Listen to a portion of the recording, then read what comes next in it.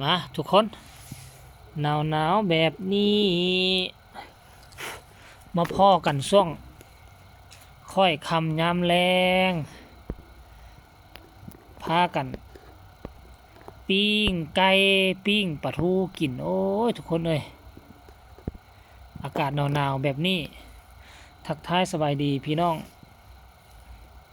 ทางบ้านมดสุภูสุคนเด้อเนาะอยู่ทางบ้านซุมเจ้าหนาวแนวนี้บ่เนาะหรือว่าแนวใดนี่ซุมเฮาอยู่กับหมู่หมากากไก่หอมนี่ก็มีแต่เฮือนเฮาหลังเดียวเนาะมีแต่เฮือนเฮาหลังเดียวทั้งหลังนั่นก็เป็นปงเป็นป่าคอยปิ้งไปเดี๋ยวมันกระสุกทุกคนเลยนะไก่สุดไข่ไก่สุดไข่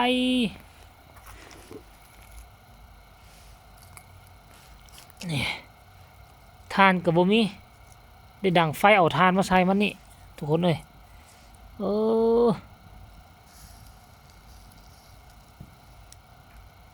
เนี่ย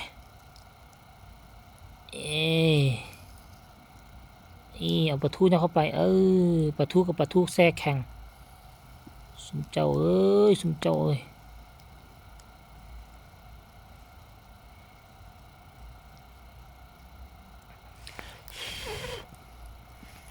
เอา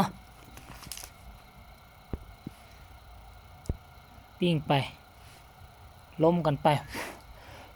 บ่ล้มกันไปแต่เขาอยู่ผู้เดียวบ่ได้ล้มกับไผ่วันนี้ล้มกับพี่กับน้องนี่ละโอ้ยทุกคนหนาวก็หนาวอีหลีช่วง4-5 มื้อนี่นะได้ยินข่าวว่ามันจะสุดวันที่11แล้วแต่มันก็กลายวันที่11แล้วมันก็ยังหนาวอยู่ทุกคนเลยถ้าเป็นแบบนี้มันจะเฮ็ดแนวเด้อเนาะเนี่ย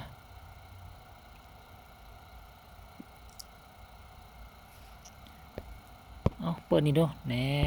เปิดตัวนี้ค่อยเห็นชัดเจนแน่โอ้โหปลาทูตัวหนึ่งตอนไก่พูละ3 ตอนพูละ2 ตอนก็พอกินแล้วแรงนี่นะยังเสียหมกเพชรมาจีใส่ทั้งลุมมะมกใส่ทั้งลุมนี่แล้วก็ตำหมกเพชรกับปิ้งไก่ปิ้งปลาทู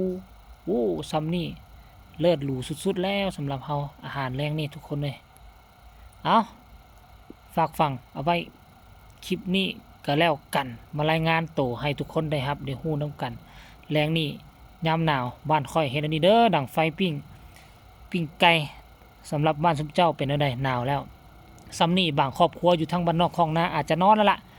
แต่เฮายังไม่ได้นอนเด้ออยู่ในเมืองเอาไว้ซัมนี่แหละ